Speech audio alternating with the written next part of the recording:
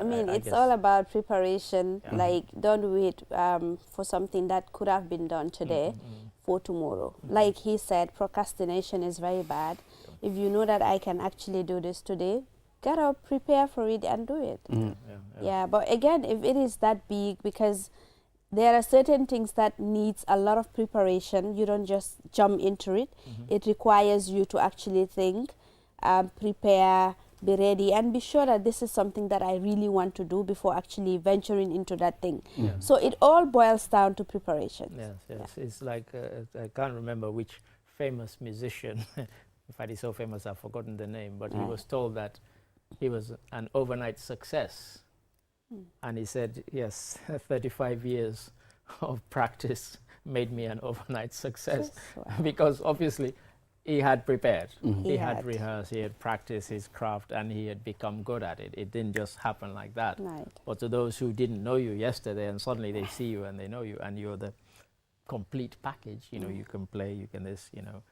And he said, yes, you know, it took me 35 years to become an overnight success. And you're both right, of course. It's about preparedness, it's about preparation. Even things like school exams or you know, university, you study hard and you will reap the benefits, you know. And sometimes when you're going through it, like, for example, when you're digging the well, it might be hard, backbreaking work, you're sweating under the sun, but you know that, you know, come tomorrow, you and everybody else will enjoy the fruits of that labor. So yeah, very much. Usain Bolt said, I trained for many, many years just to run for 10 seconds. 10 seconds. Yeah, or under 10 seconds, yeah. You understand? Right. Yeah, and so, it's a similar sort of thing. Yeah, so you might think that 10 seconds is easy, but it took someone energy and many years to achieve that.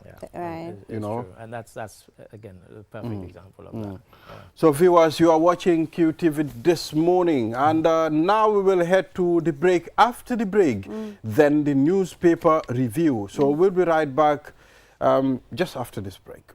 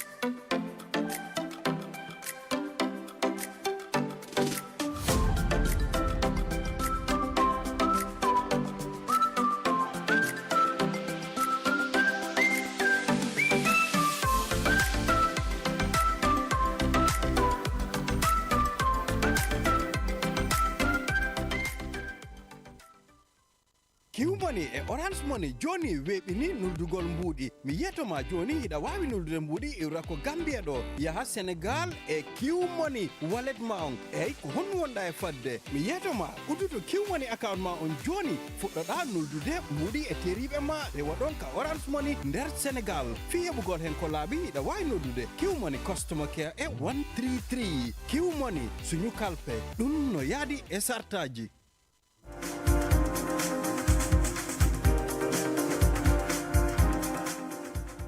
We are back. You are watching QTV this morning. I am Ibrahim Balde. Now we are going straight through the newspapers, and we have the Standard's newspaper. And one of the headlines of the Standard newspaper, it's a very captivating one. Fatou Jaumane, why I want to run for president. Yesterday, I went through her, is it her manifesto or something? I guess, yes. Like campaign promise. I looked at it. It was almost 200 points.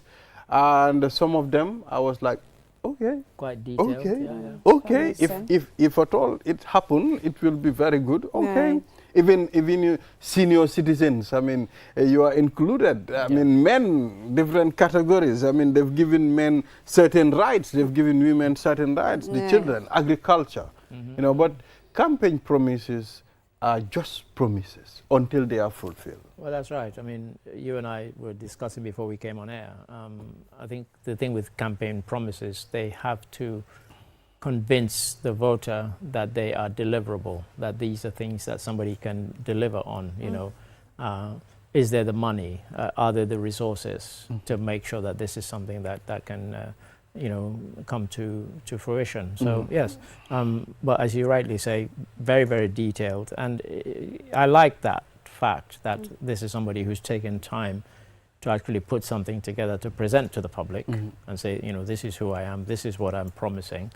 And ask me about the, Right. of course, when it comes to the nitty gritty, you can ask people, how would you deliver on this, that, or the other? But at least they've set out their stall about these are the things that I promise to do.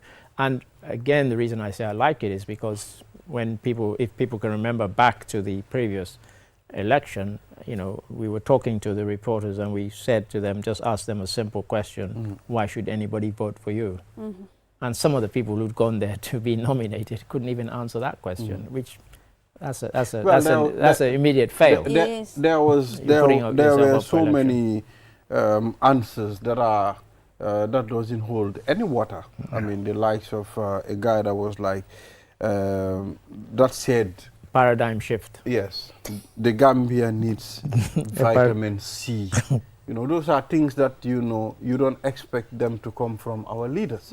We need tangible, we need genuine answers. No, vitamin C is tangible. You can taste it. It's not tangible as far as the political landscape of this country is concerned. Right. Of course. Tell us about your development agendas. Of course. Tell us what you've done so that we can vote for you. Yeah, and what are you good to do in terms of agriculture, education, tourism? How are you going to get investment into the country? These are the things that you It's need important, to tap into and just get the public excited. Yesterday I did a story on the Grand Ethiopian Renaissance Dam. It's taken 14 years to build at the cost of $4.7 billion, I think. And a lot of the initial money was raised by the Ethiopian diaspora when the World Bank and all these other big organizations did not want to lend Ethiopia the money. And they thought, you know what, we're going to go ahead and do it. And by God, And they've they done did it. Yeah. And wow, what a magnificent, biggest infrastructure projects anywhere in Africa in the last 20 years. It happened. It happened. It was happened, inaugurated yeah. yesterday. And it was Oh, fantastic. wow. Yes, It was yes. all over, And it just shows you the thing, because they did bonds, government bonds that Ethiopians bought into. They did, these sort of campaigns, Ethiopian community, because they're all over the world Right. in huge numbers. And just like Gambians, they send a lot of money back. They remit a lot of money. And so when the government approached them and said, look, this is something that will be life-changing, villages that have never had electricity, never had kind of water, they will all get it and will even be able to sell electricity to other countries. Egypt objected to it, Sudan objected to it, but too late now. It has now been delivered because it was tapping into the waters of the Blue Nile, which Egypt has always kind of felt it's ours, it's not yours. It belongs to every country that it flows through, and it flows through about 9 countries. But yeah, so Ethiopia did it. So it can be done. And that was, a campaign promise that had been done, and delivered on. So Right. Julde, we were looking for women representation when it comes to presidential elections. Right. Fatou Jaumani, nobody can deny that. I mean, she is qualified. I can call her. When it comes to education, she is educated. I don't know how she's going to handle her governance and how she's going to handle the public, the people. Right. But when it comes to stuff and, knowing her area, I believe she knows it because I've worked with her Right. directly. So, Yeah, I mean, this is what we were talking about yesterday. I was just about to say. For the fact that you have women who are qualified, but again, they undergo this public scrutiny unlike their mean counterparts. Yeah. And, sometimes it's not fair. And sometimes it's even done by our own selves. Well, I was going to women say, because against when I watched and listened to your program yesterday, I was quite surprised that a lot of them, almost all of them, said that a lot of the bullying comes not from men, but from other women. As if, how dare you, and, all sorts of ideas were bounced around about quota systems, about, as kind of trying to remedy it, And I don't think, was it Nancy Jallow who said, she was talking to somebody who said that she didn't think Gambia was ready for female president for the next 50 years. it was Ramsey. Was it Ramsey? I was like, is this the belief of your party? And she was not like, she said no. It's general. But I Yeah. know it's all political parties. Yeah, I mean, because, you know, when the day we have a major political party in the Gambia choose a woman as its flag bearer, then we'll know that yes, they're really serious and they about believe in it. it. And you know, we've had female vice presidents, several. Well, So that's one step, because like they always say, the vice presidency is a heart attack away from the presidency. You know, president has a heart attack, vice president is the president.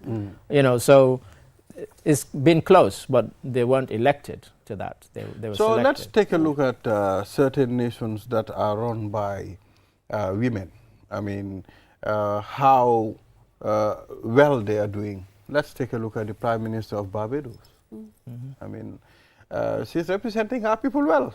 Very well. You know? And she was at the Ethiopian She thing. was there. I saw her picture and I was like, that's my favorite Prime Minister. Mia Motley. Yeah. And there's another lady too. Is it Tanzania. Tanzania. Look at She's her. doing Although well. she wasn't elected, she See, after the president, Magafuli, yes, you know, died. she took over. She took over, You but know, she's but- about to go through an election, and we'll see. And we've had, you know, in Liberia, Ellen Johnson Sirleaf, Yes. of course, the first to be elected. She did so But let's narrow it down to our society. Let's take a good look at the female alcalos that we have in this country. We have two. Is it Farato? One around North Bank and the one in Farato, the likes of Ajifatu Sow. I mean, you can see how trusted they are. You know, she's worked with Jammeh's government. She's now working with Adama Barrow because of the trust and, you know, the love that she has for her people. And she's running her community well. No, she will. Women I mean, can do it. Women can course. multitask. And for the fact that, I mean, if you can handle a home, you know, take care of the children to ensure that they, you know, well taken care of, you know, they have the qualities to actually go to the society. I mean, why not a country? It's very difficult to take care of a home. Trust children. me, since I've been here, and I'm not being patronizing, the kind of organizational skills. We have colleagues here who work here, same hours that we do, and yet they'll go home, they'll cook, they look after the children, as well as do a full day's work here in the office at work. So there's no doubt, you know, it just needs the society to kind of You know, to be very honest, Change. let's be honest. Women are very proactive. You know, as a married man, I know what women can do. They can do many things at the same time. as Julia was saying about You know, so they can multitasking. multitask at the same time, and you know, you'll be like, okay, for me, I can do this. If I multitask one, I'll not do it tomorrow. So they do it every day. They go to the market, come cook, launder, take care of the kids. They And those are clean the the things house. I'm talking about that I've All seen those since things. I've And been you here. know, I've seen not that, that. not that I most wasn't aware Gambian of it, men, I wasn't okay, aware most of it. Gambian men, I'm not going to sugarcoat it. We don't do those things. No, it's All true. that we do is go to work, come back home, sit, relax, eat our food, watch TV, while the woman is doing everything. Even myself included. You'll both go to work, and you'll still expect that when you come home, she'll cook and put something on the table for you. It's remarkable, and it happens. I mean, in the West, kind of been getting away from that because obviously you have ready meals and so on, and you know, more and more men are sort of learning to cook and that sort of thing. But yeah, I mean, this, you know, Fatou Jamane, yeah, and I expect we'll see, as came through on the program, other women stepping up saying that. But it's going to be tough, and we have to be honest about it, because we have now, like many countries across the world, it's become a two-party system here. Same in Sierra Leone, same in the United Kingdom. You know, for all the kind of occasional kind of mini coalitions, it's been Labour and the Conservatives for the last 80 years, pretty much. And so here, now it has become NPP and UDP. So anybody to break that duopoly is going to be very, very tough. So, but yeah, bring it on. So, any other stories? So UDP, it's going to decide when? Today? Today. Yes. Many Announcement will be made Many today. people are predicting as to what's going to happen. According to some people, automatically it will be Usainu Dabo who will be chosen. Probably, some also said, probably there will be different. Maybe they are going to shock the nation. But the way things are paradigm shifting, we don't expect that. What do you think, Mr. Ade? I think the fact that a kind of major challenger in the shape of Talib Ahmed Bensouda withdrew probably clears the way for another coronation of Dabo. As you said, if he were not chosen, I think that would be a shock. That would be a surprise. It would be the biggest political surprise in the Gambia since Jammeh lost an election. It would be of that magnitude. So yeah, I think many people are predicting that he will be the chosen one. The chosen one. As it were. Yeah. I mean, And there's a related, pardon me? Out of 11 Initial candidates. candidates. Yes, they narrowed it down to three. Three. Toure, Dabo and Sane. And there's a related story on the Standard. Registration fees for political parties raised $2 million. to $2 million. $2 million For a political party, that's not... To register a political party. Yes, it's not a It's $2 huge, million. It's not huge. It was, I think... We had 18 political parties going into the last there was election. a time it was 15,000, if I can remember, during Jammeh's time. And he raised it to 1 million. You know, thinking No, that the UDP, the UDP cannot pay 1 million. 1 million. I don't think he thought that. I mean, I think they just wanted to kind of narrow the field down to thing, you know. But speaking of UDP, still on the Standard, I think before we go to other newspapers, UDP to organize reconciliation meeting with Talib and others. And in fact, just interestingly, to the left of that story, as you look at it, is a story about Talib appearing before. So they are to organize what? A reconciliation? Yes, a reconciliation meeting with Talib and others. Is there any tussle between them? That's not a tussle. So Talib just resigned from his position. You know. You think there isn't a tussle? No, Talib didn't tell us there was a tussle. You didn't see the insults online? But Talib didn't tell us there was a tussle. You know, this thing needs to be clear. He said, I cannot handle that position as far as this guy wants to run. We know what he said. We know what he said. We saw the insults that were hurled. So let's not pretend. Yeah. So I don't that think just because he resigned, then everything's hunky dory. They do need to have a kind of reconciliation because he is somebody who has a lot of support, has a lot of backing, and a lot of people have said that if he's not standing, I'm not voting. Right. So you do need to reconcile because you need him back on board. You know, and you need him to tell the people who are his supporters that, you know. There are words that are spewed by some of the members of the party. I listened to an interview but you don't think there should be a reconciliation, even though they were, of course. A lot of people are saying that, some people are saying that this is the end, the beginning of the end for UDP, for the fact that Talib is not there. Yeah. And surprisingly, he has a lot of followership, you know.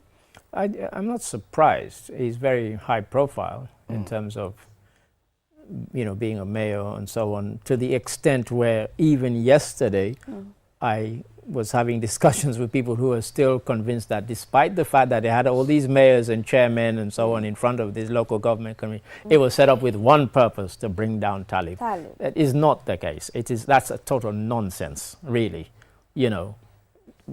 What's so special about him that he should not face the same scrutiny as others? Is he God? No. You know, I've even engaged with people who've been making comments on the live commentary saying, look, this is rubbish. You like him, but that doesn't mean he shouldn't be asked difficult questions. After all, this is somebody who wants to be president one day, and you don't want to answer difficult questions? Come on. It's rubbish. You know, so yeah, let him, you know. But you were about to tell us, Balde, regarding UDP. For me, I don't think... You said about being spewed. Yes, they've said, some of them said a lot of things about Talib, although they didn't mention his name. But when you say words like small children that came yesterday and they want to hijack our party from us, you know, who's going to contest, who's going to, push and pull with Ousainou Darboe, you know. And most people also sent different messages saying, okay, Darboe suffered for this party, showing his picture when he was in prison, when he was taken to court. But sometimes you sacrifice these things, you understand? Nelson Mandela he sacrificed a lot. He was in prison, I think, for 27 years. 27 years, you understand? Yeah. And I think Davos spent less than a year in prison, you understand? So these are things that people sacrifice sometimes. It's not because I sacrifice, I have to be there. It's not like, okay, I want to do a movie, I am writing the script, but I'll be the main actor. And you know what this reminded me of? I'm not saying that Talib is the next Obama, but when President Obama wanted to contest for the presidency, his own party was saying, no, you're so inexperienced. You haven't even been, senator for 2 minutes, and now you want to run for the presidency. But he realized that that was his moment. And they were telling, no, stand down for Hillary, let Hillary contest. Hillary would have lost, to be honest. And of course, he contested and he won a second term, and that was his moment, and he had energized and re-energized the party in a way that, Democrats in America are very kind of demoralized. They don't even know how to handle somebody like Trump. Trump's on the news 10 times a day, every day. Coming out with this, with that, since he got re-elected, I don't think he's been out of the news for 5 minutes, like literally, there's always something. So sometimes you seize the moment, but the party, if they choose, any party choose, we started talking about reconciliation, then that is very much needed, right. to sort of, if Absolutely. they want to move forward. Any other stories?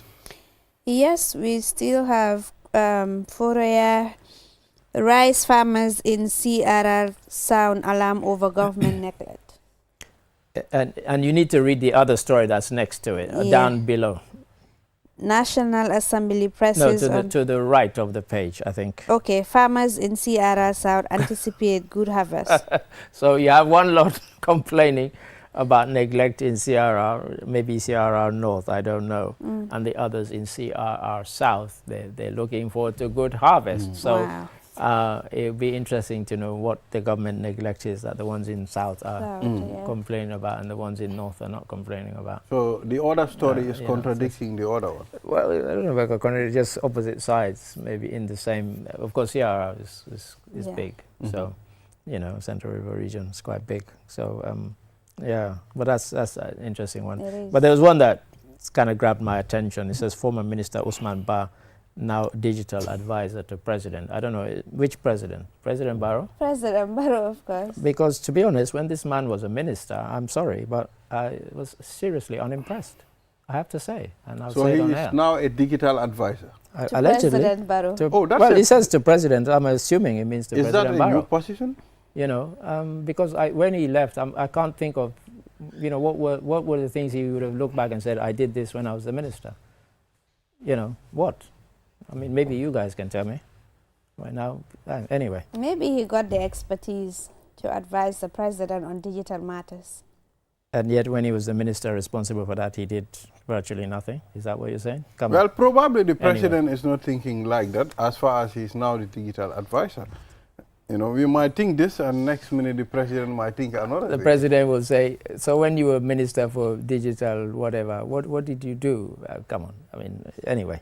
I think we have to dig. Gambia. We have to dig into this one and find out, because I thought that one of the things he might do when he was information and whatever was digitalize all the kind of ministries, but it never happened. He came, he left, and they were undigitized. So it'll be interesting to see what. So what about the one there? Is it still moving or still the same thing? I think it's still crawling. You see, this digital economy thing, sir. Mr. Ade, I think that ministry should just have been included in the communication stuff, maybe on the communications ministry or something. I mean, in some countries they're mixed in with information and communication and digital economy. The digital economy is the way forward for the world. Yeah. And as you rightly say, it's a broad spectrum. And we kind of pay lip service to it. But, now we do a lot of things digitally without even realizing it. And it's not necessarily, that government did it for us. Like, you pay your bill.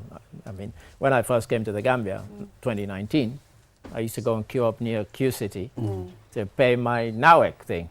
And now I just tap in my Q Power and it's done. And when I drive by and I see these crowds of people, I'm like, What are planet you are they doing on? What, you know, They in don't know what Q 2025. power. You know what they feel sometimes? They think, What? okay, these things, they run very fast. At the same time, the units, Come on, you know, drive So I up need to very go fast. and stand and under the rain, people So they getting don't soaked. even know. A unit is a unit. Like, you know, like seriously, you know. So, and of course, in the way we send money, you know, mobile money, wallets, all that is kind of digital. Yeah. I think that, you know, and in fact, there was a thing that I think Malik Kah shared it in one of the WhatsApp groups about, you know, the kind of advance of digital transactions in the West. And when I was in England in March of this year, okay, I hadn't been in England for 2 or 3 years, but the change was remarkable. There are now shops that advertise, we do not take money, we don't take cash. Oh, Yeah, yeah. Wow. So everybody has to pay by card. You get on the bus, you get on the train, you get a taxi, whatever.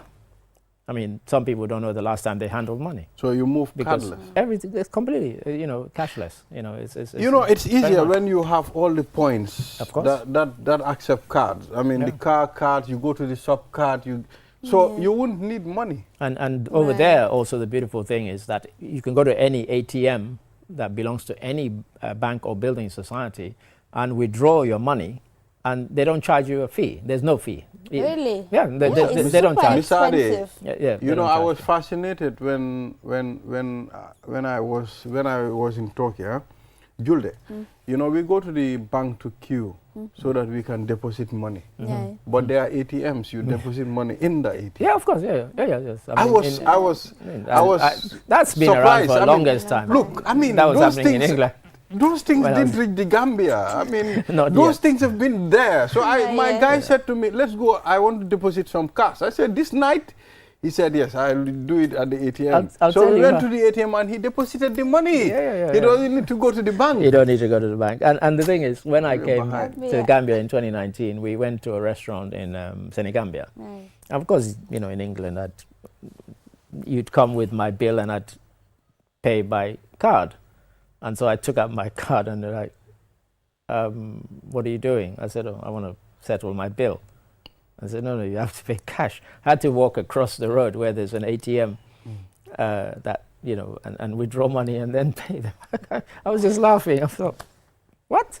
You know, I can't remember the last time I've gone to a restaurant in England, and I'm talking about 20 years. For God's sake, 20 years they've been doing it, or even longer. Yeah. And you're telling me I have to go across the road and get cash and pay you? I can't just, I mean, now you go to a restaurant, they have this machine, which looks like this, Yeah. you know, even smaller than this. And they show you the bill, you tap it, And then, and it's paid. It's and then the gone. receipt comes out, they give you. yeah. Like, cash? What's cash?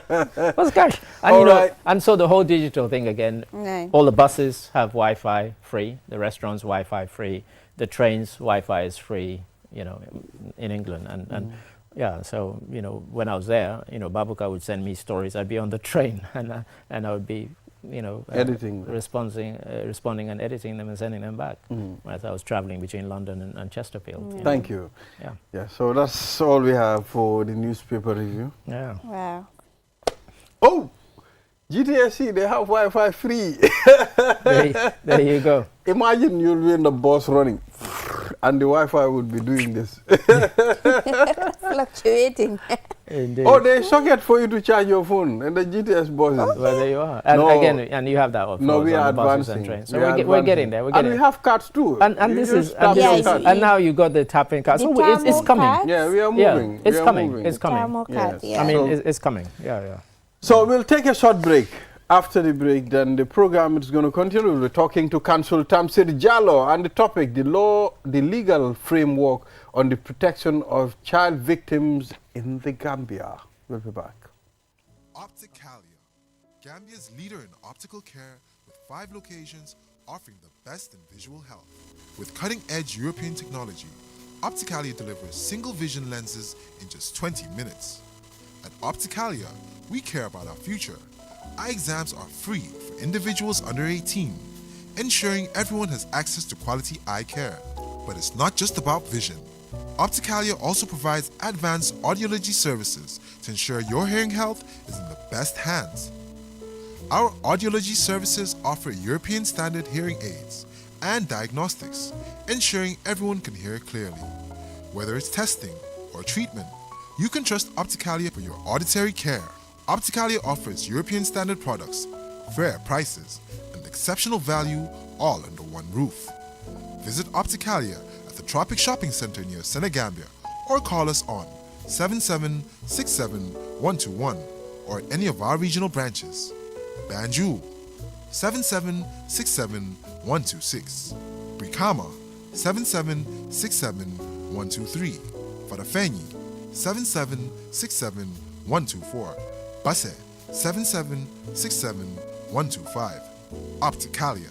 Love what you see and hear.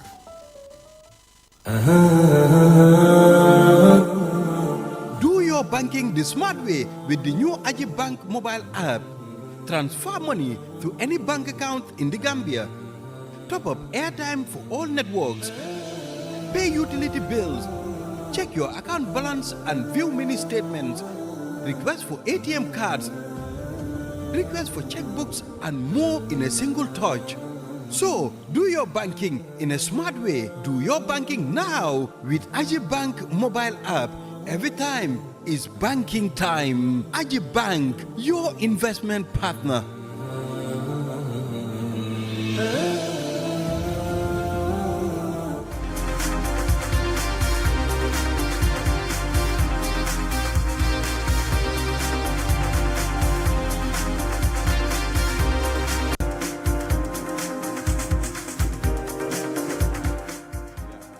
Our dads so, here. Exactly. So we are back. All right, you're watching QTV this morning. I am Ibrahim Balde. Now let's move to the You and the Law segment of this program, and Counsel Tamsir Jallo is here. Tamsir, I was going through your WhatsApp profile yesterday. I mean, it seems you have a family of lawyers. Is your wife a lawyer? Yes, he is. Wife a lawyer, husband a lawyer, and a son a lawyer. Probably, but Probably he might be a lawyer. no, and but you're for surrounded him, by lawyer parents. I want him to go to the medical field. When To the he medical grows. field. Yeah. Okay, That's my plan. all right. But he will still have some law background. Obviously.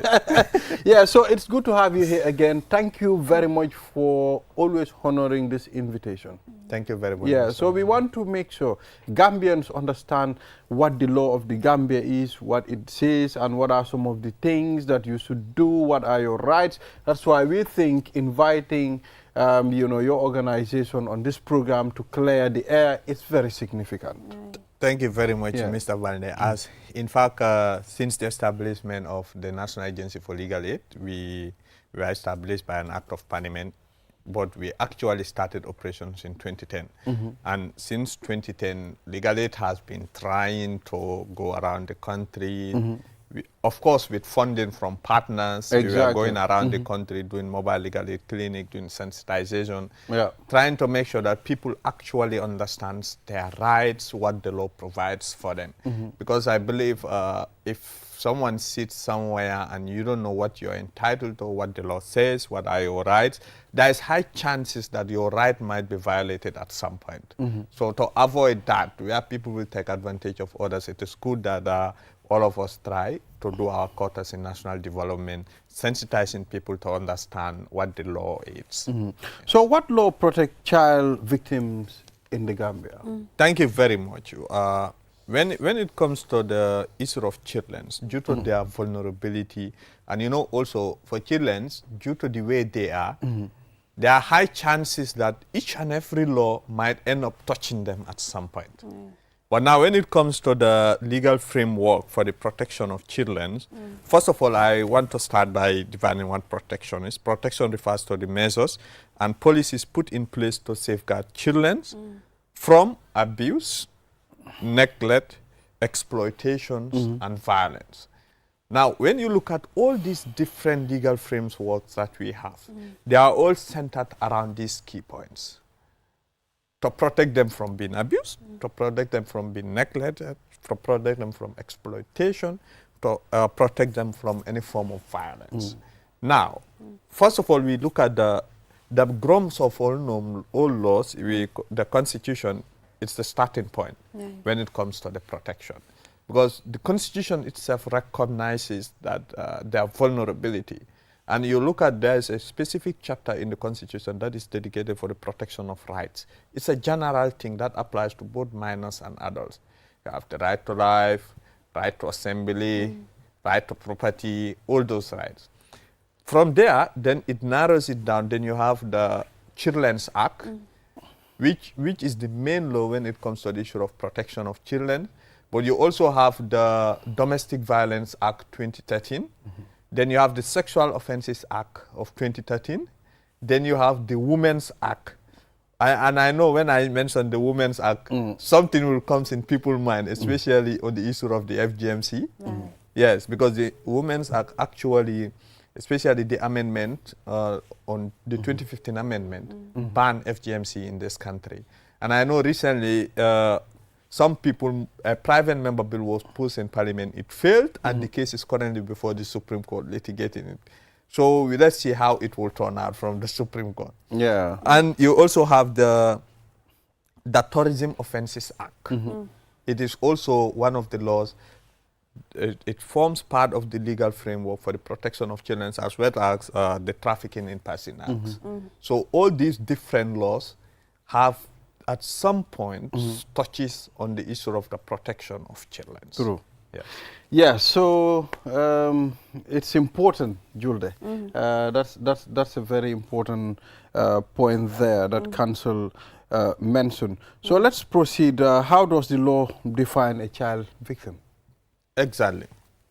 Now, when it comes to the issue of child victim, the law, the way it defines it, it's somehow very funny, because it's like even a child perpetrator himself is a victim.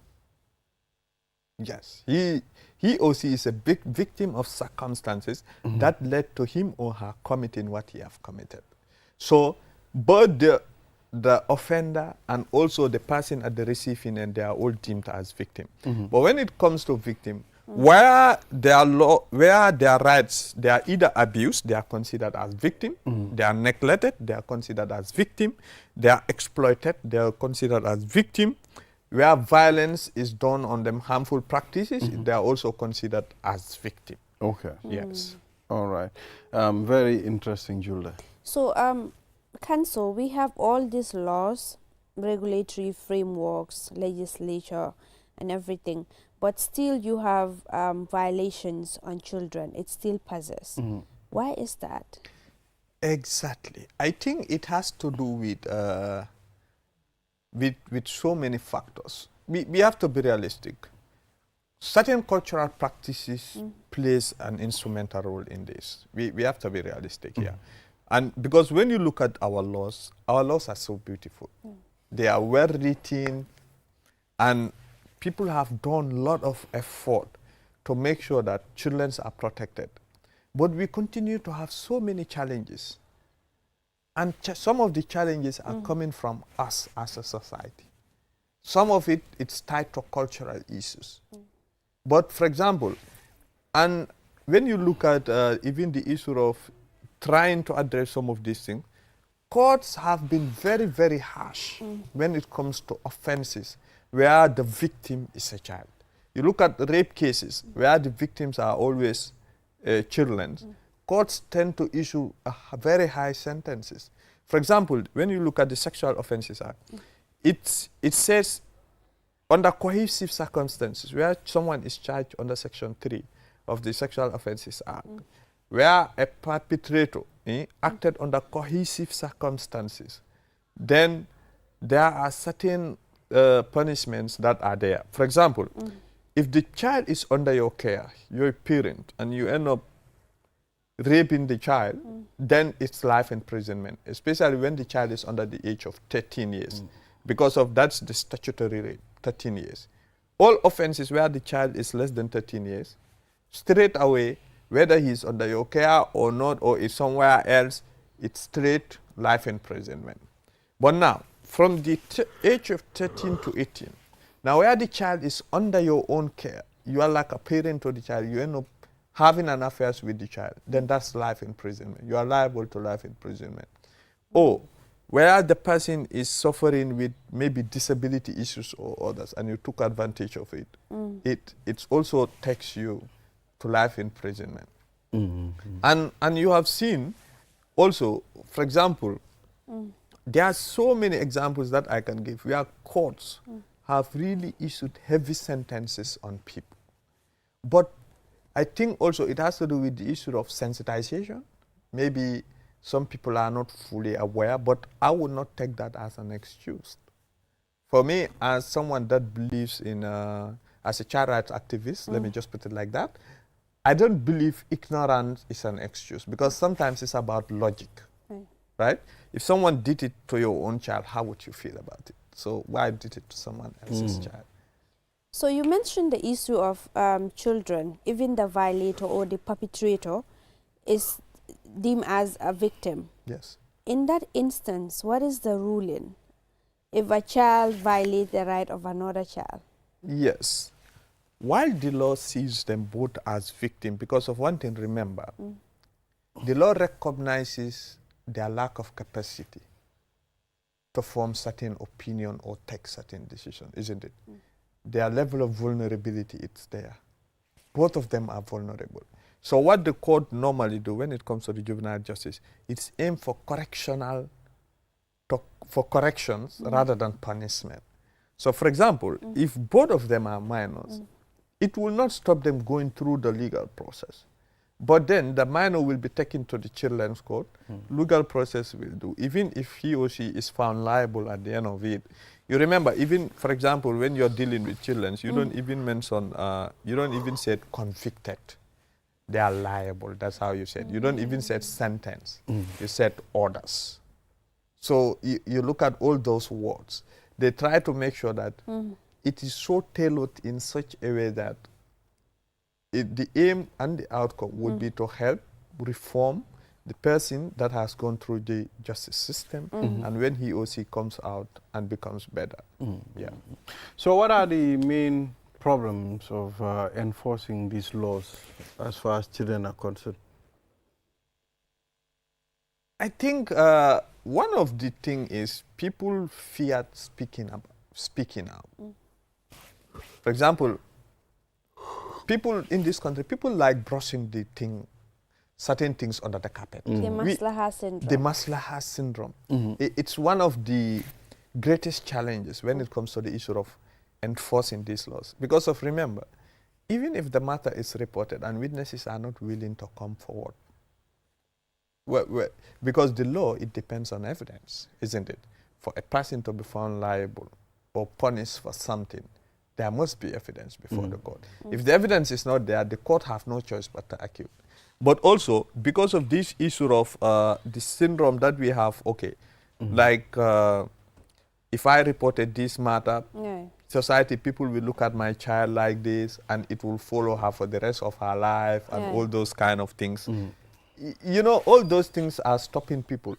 But people should not look at what people will say or how people will perceive things.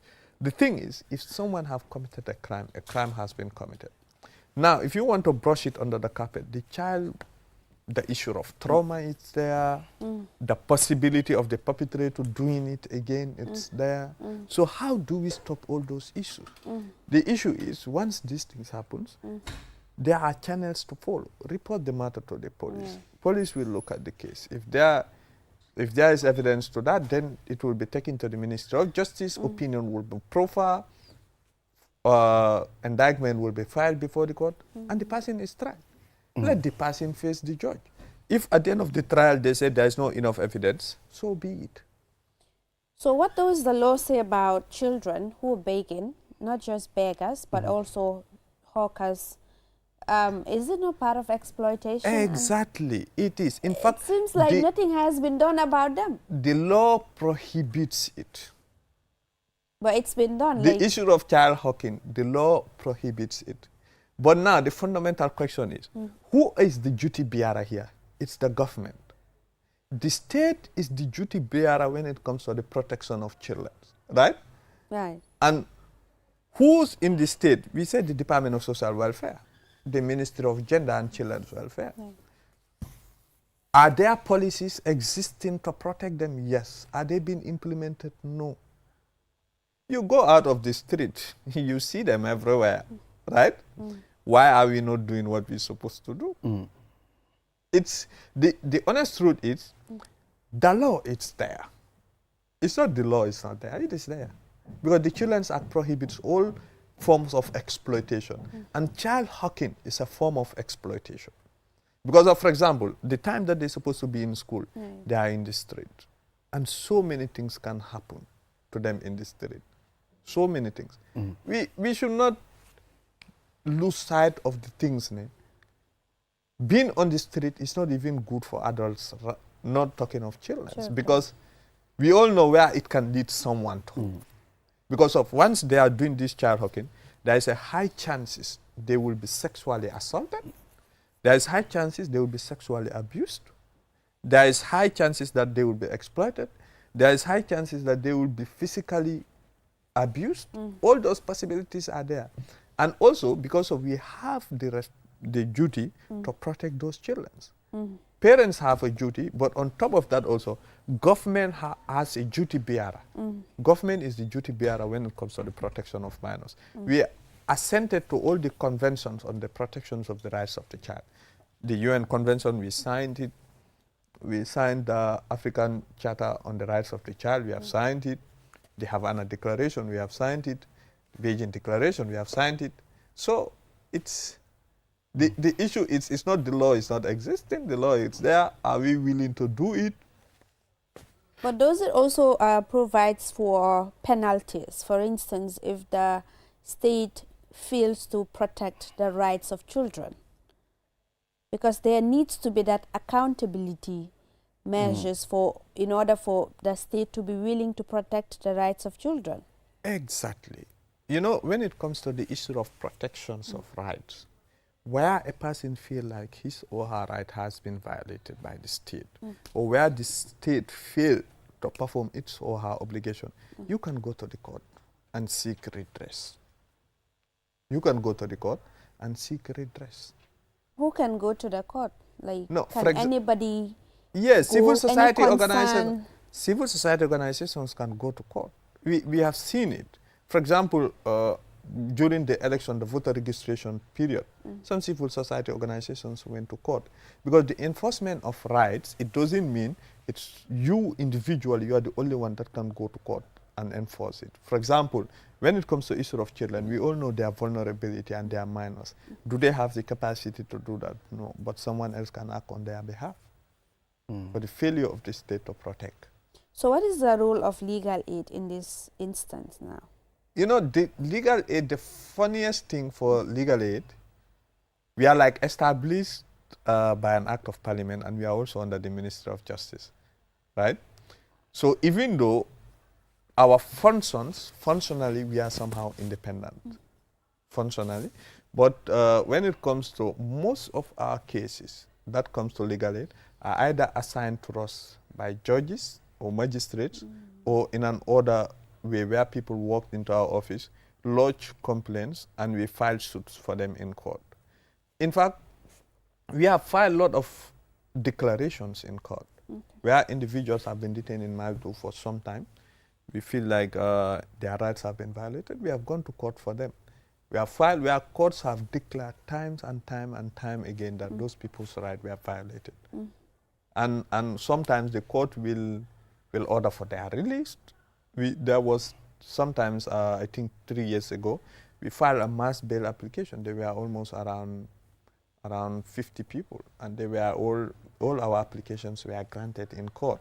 So legal aid, we always play an instrumental role when it comes to the issue of protection of individual rights. Yes. So what changes are needed in the law? For me, I think it's not only about changing the law, because even if we went ahead and amend certain provisions of the law and put certain things there, and we're not implemented it, it doesn't make sense, isn't it? I think the change here that is needed right now, it's us taking responsibilities. People need to, for example, if something happens, you know that this is what I'm supposed to do. You just have to do what you're supposed to do. What people should do is to focus, look inwards, and start implementing the laws to the letter. I don't think the problem is only about laws. No, it's not the law that is the problem. The problem is about us as office holders, us as persons in authority. We are not doing what we're supposed to do. That's the truth. But again, in terms of creating awareness and advocacy, we ratified all these instruments, we have domesticated them. But again, if you look at what is on paper and what is happening on the ground, they are two different things. Exactly. And I feel like there has not been any or enough advocacy as far as the protection of the rights of children is concerned. I agree with you. I totally agree with you.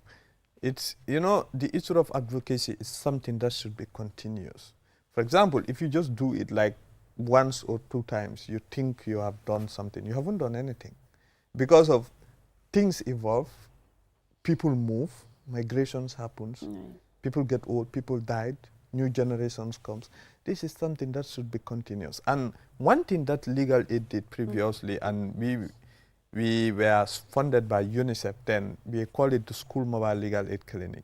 And during that time, what we did, we developed a flyer where we summarized the Children's Act into a flyer sort of, and we were distributing it in all the schools that we have visited. But we could not visit all the schools. And then, due to the limited resources that we have, we couldn't provide enough flyers for all schools, isn't it? So what we used to do, for example, we will just make sure that we give school maybe around 50 or 100 of those flyers. They stock them in the library. But then, how many people have access to those things? So those are some of the things. I think the advocacy thing, how it should be done, it's maybe also I believe we are targeting the wrong groups. Because of, if you go, you're targeting the older people and everything. Ask yourself, most of the crimes, who commits them? It's not the older people that commits most of these crimes. 90% of the crimes are committed by young people. Then don't you think we are targeting the wrong group? I think the issue of the essence of advocacy and also reaping the benefit out of advocacy, you need to get the right group. Targeting the right group, passing the information through that right group will be what will be more productive for society. So is there any, you think in your own view that there is enough protection or coordination mechanism among the child protection institutions we have in the Gambia? I don't think there is that enough coordination when it comes to the issue of child protection institutions in the Gambia. Because of one thing in the Gambia, people always like to work in silos. For example, at some point you realize that there are certain programs, for example, certain advocacies are done. For example, you're doing the advocacy on the topic child protection. I am doing the advocacy on the topic child protection. But you realize that our messages are not the same. It happens in this country. You will go to the field where people will give different messaging, right? And I think also these are some of the problems that we are having. I think it's high time that we come up with a codified advocacy manual sort of for different fields when it comes to, for example, awareness raising. For example, if you are doing child protection, there should be, the messages should be the same. All of us should speak the same language. Because if not, for example, if you are in Bara, you give messages on child protection on this, you're left. I came and start giving them something different. At some point, everyone gets confused. So how do you make sure that coordination works properly? I think that's a difficult question, Balde. I think this is where the duty bearers comes into play.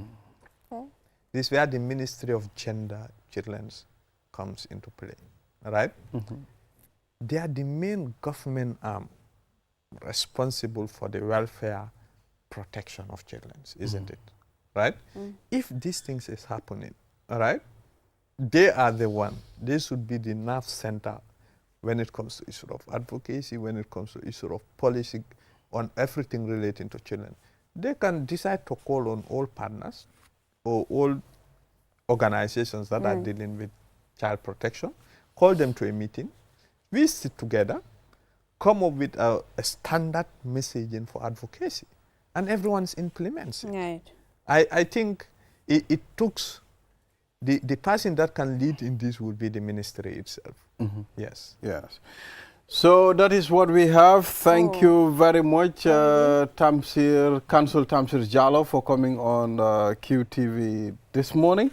And we are always grateful. I mean, you always give us your time whenever we call you. Right. So until then, we'll take a short break. After the break, then we will engage the President-elect of the Gambia Chamber of Commerce and Industry, Mr. Njundu Fati. We'll be back. At Ajib Bank, we are more than banking. We build bridges that connect you to pivotal services every day. Do you have government bills to pay to the Gambia Revenue Authority, Comfort, KMC, or the Accountant General's Department? We've got you covered. From payment of customs and domestic taxes to GRA, payment of number plate and vehicle ownership transfer to Comfort, payment of property rates and business license fee to KMC, and payment of MR passport, business registration, fishing license, land fees, sale of assets, lease application, development permits, quarrying royalties, gravel and sand, mining royalties, and a host of other revenue lines to the Accountant General's Department. Walk into any of our branches nationwide and make your payments hassle-free. Either in person or online. Simple, secure, and immediate. With Ajib Bank, there is no need to worry about government bill payments for your vehicles, taxes, licenses, business registration, and any other revenue line. Ajib Bank, passionate about your investment. We've got you covered. Ajib Bank, your investment partner. Browse with us. QCell brings you a promo like never before. Get unlimited internet for just $25 Cs. Yes! Recharge $25 Cs and enjoy the convenience of free internet from 1 a.m. to 6 a.m. every day with our Browse with Us promo. With this amazing offer, you can browse, stream, and download all your favorite movies for free. So why wait? Recharge $25 C today and enjoy free internet only with QCell between 1 a.m. to 6 a.m. For more information, call customer care on 111. QCell, Senior Bus, we innovate, others follow. Terms and conditions apply.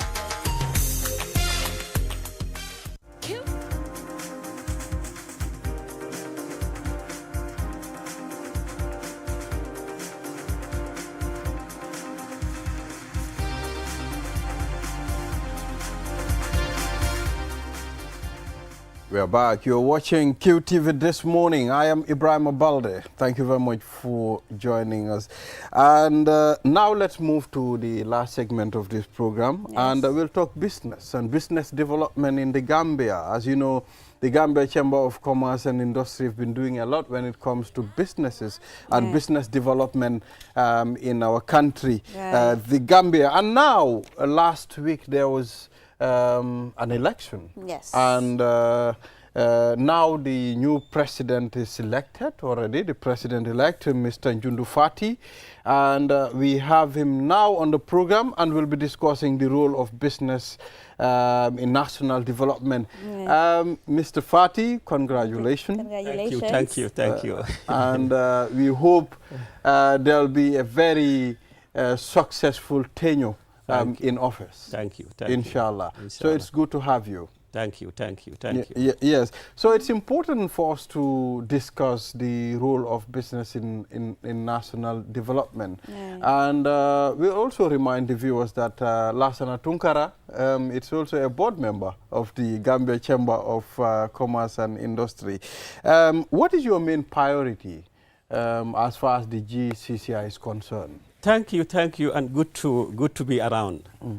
Firstly, I have to express immense appreciation to the entire membership of GCCI for by my manifesto together with the entire Team Jundu and entrusting us with the responsibility to lead the chamber for the next three years.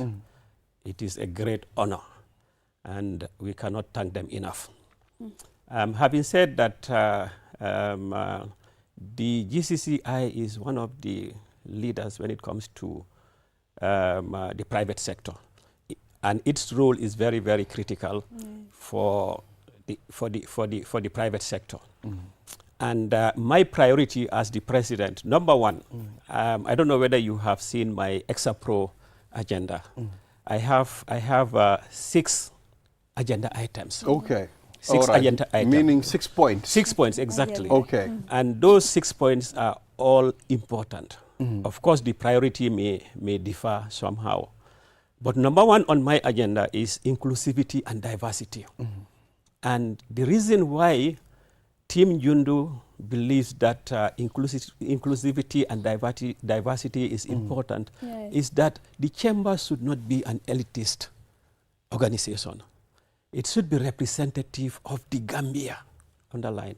It should be representative of the Gambia. And when you look at the Gambia, it is comprised of different categories. Age difference, for example. You have the young, you have the old. And the youth are very, very important. If you look at our population, the greater majority is youth between the ages of 18 and 35. Absolutely. So you cannot relegate their contribution in the economic development of the country. Again, you look at the women, our sisters, our mothers. They comprise more than 50% of the population of the Gambia. Yeah. Again, the women are supposed to play very critical role in the economic development of the country. I agree. And in reality, if you go to the markets, every sector of this country, the women predominate. Maybe with the exception of STEMs, the science field. But apart from that, every sector of our economy is predominated by women. By women. So we cannot ignore them. True. Again, the chamber should not be a Banjul Serekunda. I keep saying that. I don't mean it in bad faith. I don't mean it in bad faith. Yeah. But there should be inclusivity. It should include places like Basse. It is a major growth you know, center. I once questioned that. I said, okay, why not our trade fairs, they are held here. So why not we do one in Basse? So during the last term of Idimas job, about 1.5 years ago, we actually opened a lesson office in Basse. Okay. And that is something we want to strengthen. Okay, nice. Within 1 year of my leadership, I want us to have a trade fair in Basse. Oh wow, I will be there to attend the opening.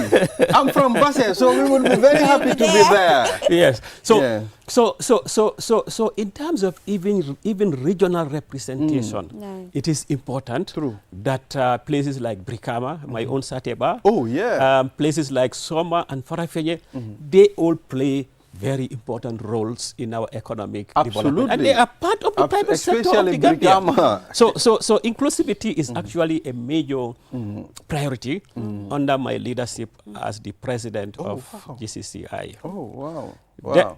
Then the second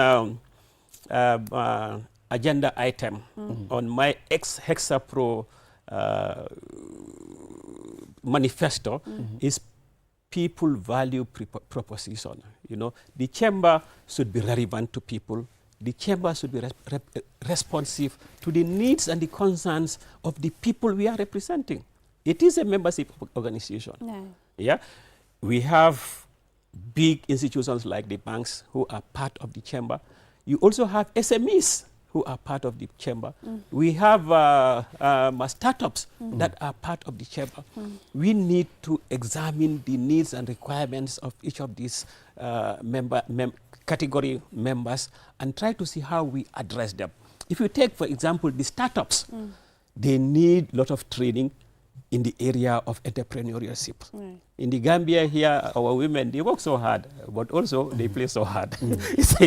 True. Play so hard in the sense that they work hard They have money And they spend go it. and spend it on Gente and all other programs.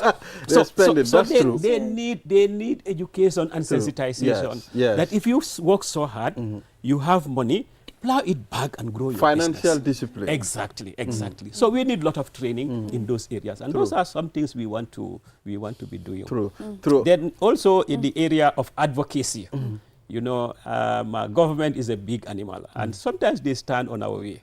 They come up with policies that may not be very healthy to the growth and development of the private sector. For example, some of the taxation policies in the Gambia, taxes are high. You know, if you are a corporate institution like QCell, for example, the tax rate, I think, is 27%, or 1 or 2 or 1% of turnover, whichever is high. Meaning, even if an institution, a corporate institution, makes a loss, they are supposed to pay tax. I don't think that is healthy. So how are you going to address It doesn't that? look fair. So to address those things is not an easy thing. It means you have to engage the stakeholders. And government here is the major stakeholder that formulate policies. So we have to talk to them. We keep talking to them. We keep knocking at their doors. We plead to them. We explain to them. We rationale with them to understand our difficulties. And I believe Gambia, they will say that Gambia is a tax-based economy. Without taxes, we can't literally go anywhere. that is a fact. That is a fact. But are we really maximizing the tax base? I want to believe that we tend to focus too much on the formal sector. Yeah, we tend to focus so much on the big organizations to the extent that, you know, we put so much pressure on them. The burden is very high. But there are a lot of other people who, because of the informal nature of our economy, are generally outside the scope of the tax authorities. So we need to reduce the rates. We need to expand the scope of coverage so that, I mean, the government would definitely be able to collect adequate tax. And you are right. I fully agree with you that as private sector players, as good citizens, paying taxes is our obligation, and we should pay taxes. Yeah, we should pay the right taxes. But the right taxes should be reasonable and not be detrimental to the growth of business. So how are So you? on Okay. Julie, go ahead.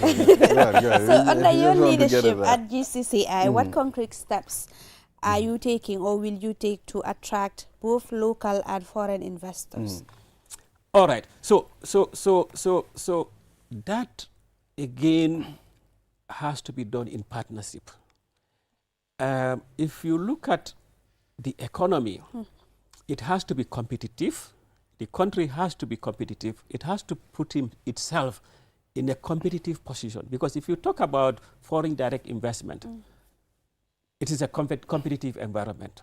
Every country is competing for investment. Senegal is competing, Gambia is competing, Nigeria is competing, Guinea-Bissau, all other countries are competing. So we need to make our country competitive. And that is where government should lead. Reasonable taxation, tax holidays, ease to do business. You know, the last report that is issued by the World Bank, the report is called Ease to Do Business. The ranking of the Gambia is not good. Yeah. For example, if you want to register businesses, in some countries, in Rwanda, for example, you do it just like this online. Okay. So the countries should make use of technology. We should work with GAIPA, for example, because that is their primary mandate, yeah, and other institutions. When it comes to domestic investment, I think the Gambian should learn not to only work, because, you know, it is inherent in us generally that people want to be in employment. Generally speaking, people want to be in employment. I think we need to start teaching students about business and entrepreneurship so that people will take it as a career. True. Because farming itself is commercial in other countries. But for the Gambia, it is more of a subsistence thing. But farming is a big business. What can we do locally to encourage ourselves to invest in those sectors. Agriculture. Agriculture. Yeah, for so example. public-private partnership, how do you intend to strengthen that? Again, it has to be engaged. It has to be. We have to engage the government. The private sector cannot stand alone. The public sector cannot stand alone. We have to create good interface so that people will be encouraged. The public sector and the private sector would be able to interface and embark on projects such as BOT, build, operate, transfer. That is one model that is very commonly used in private-public partnership. Okay. Where, for example, if the Serekunda market, under KMC, if they need funding, they can get private funding to build the necessary infrastructure, operate it for some time, generate their investment back, return on investment, and then later hand it back to. So those are all potentials that could be there. So women, how are we going to support women-led businesses? GCCI, how are you going to do that? My women. I don't know where you were at the AGM.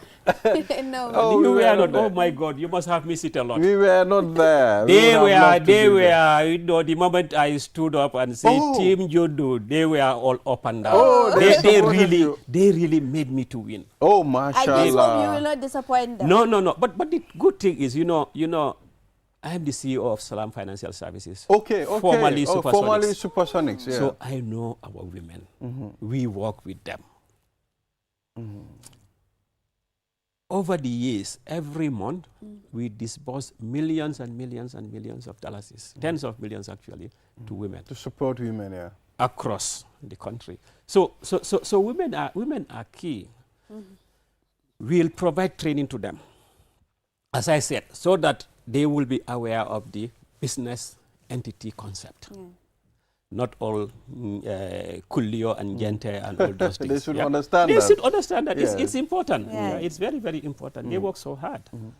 We also try to create some fun so that they would have access to finance. Because Gambia here, access to finance is one of our major problems. Yeah, people have the ideas.